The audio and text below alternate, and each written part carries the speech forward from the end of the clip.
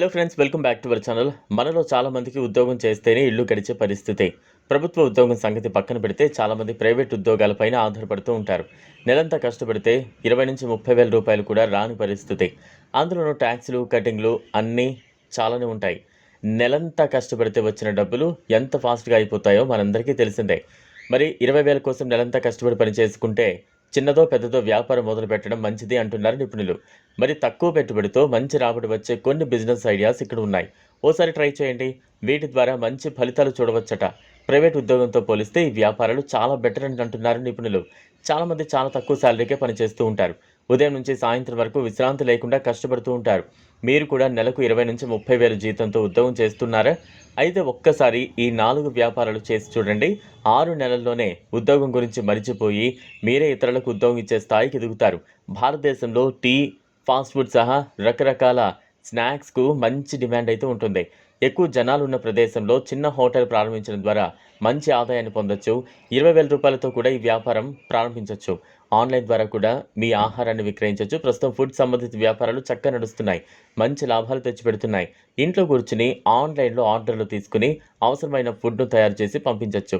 తక్కువ పెట్టుబడితో మంచి ఆదాయం పొందే వాటిలో ఈ బిజినెస్ ముందు వరుసలో ఉంటుందనడంలో ఎటువంటి సందేహం లేదు. సంవత్సరం పొడవునా మంచి ఆదాయం పొందాలనుకుంటే కాలానికి అనుగుణంగా మీ అమ్మకాల శైలిని మార్చుకోవాలి.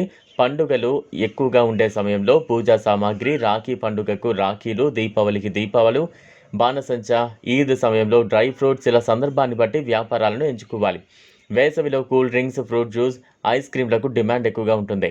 ఇలాంటి వ్యాపారాలను తక్కువ పెట్టుబడితో ప్రారంభించి రాబడి బట్టి పెంచుకుంటూ పోవచ్చు. కాదు, ఇలా చలికాలంలో, వర్షాకాలంలోనూ కొన్నింటికి డిమాండ్ ఎక్కువగా ఉంటుంది. కస్టమర్ అవసరాలకు అనుగుణంగా వ్యాపారంలో మార్పులు చేసుకుంటూ పోతే నెలకు 50 నుంచి 60 వేల రూపాయలు సంపాదించవచ్చు.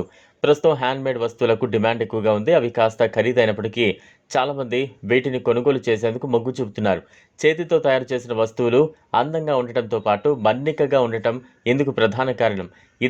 ఇదే విధంగా పాతకాలం నగలు, నాణాలు, నోట్లు సేకరించడం, విక్రయించడం ద్వారా మంచి ఆదాయాన్ని పొందొచ్చు. చేతితో తయారు చేసిన అలంకరణ వస్తువులు, నగలు, హ్యాండ్ బ్యాగులు, స్వెటర్లకు మంచి డిమాండ్ అయితే ఉంది. వాటి ద్వారా కూడా మంచి ఆదాయం పొందొచ్చు. జనాలు ఎక్కువగా ఉండే ప్రదేశాలు లేదా పాఠశాలలు, కళాశాలల పరిధిలో